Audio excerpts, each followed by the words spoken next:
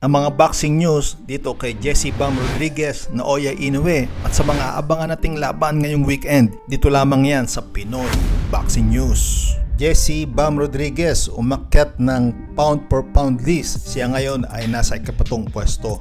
Si Jesse Bam Rodriguez ay nanalo sa pamamagitan ng 7th round knockout laban kay Juan Francisco Estrada noong June 29. Siya ay may kartada ngayon na 20-0 at 13 KOs. Napanalunan niya ang WBC Junior Bantamweight title.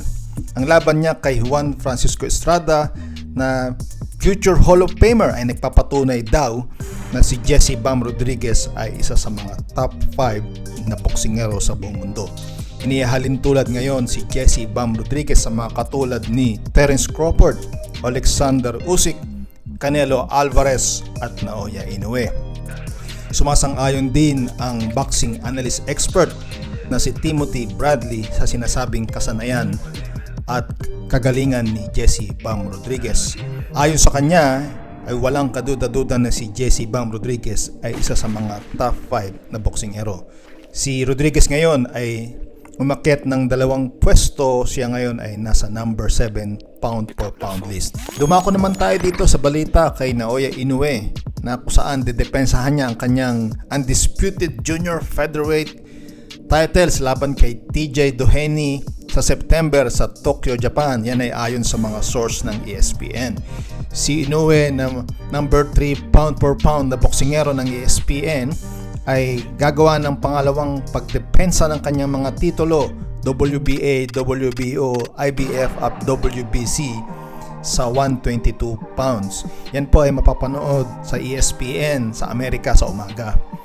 Ang 31 years old na si Inoue ay nanalo sa pamamagitan ng TKO sa ika-6 na round laban kay Luis Nery noong Mayo. Halos 60,000 na mga fans sa Tokyo Dome ang sumaksi sa laban na yon, kung saan nasiyahan sila dahil nanalo ang kanilang pambato. Si Doheny naman ay may 37 taong gulang na at isang Irishman na naninirahan ngayon sa Australia at isang malaking underdog laban kay Inoue. Nanalo siya ng 3 sunod-sunod na laban mula nang matalo sa pamamagitan ng decision laban kay Sam Goodman. Si Doheny na may kartadang 26-4 at 20 KOs ay underdog sa 2 laban na yon.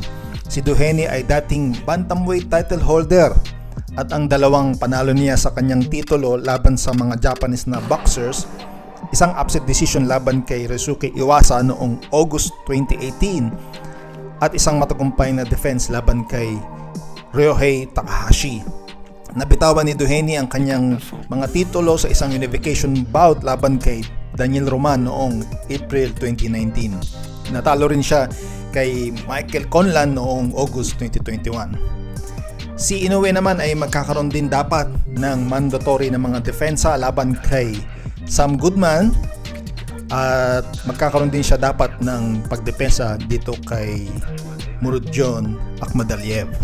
At dumako naman tayo dito sa ating Filipino Boxing News. Ang ating mga Pilipinong pambato sa featherweight na sina Renato The Unstoppable Cha Jr.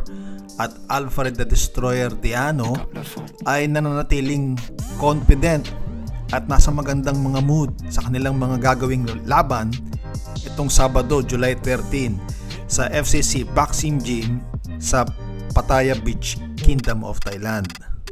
Ang laban ni Renato The Unstoppable ay nitong Sabado nga at magsisimula ng 5 PM sa Thailand. Yan po ay 6 PM oras sa Pilipinas. Ang Renato's Cha family at ang kanyang mga kaibigan ay pwedeng manood ng laban ng free sa YouTube channel nila ng kanilang promoter, FCC Boxing Championship.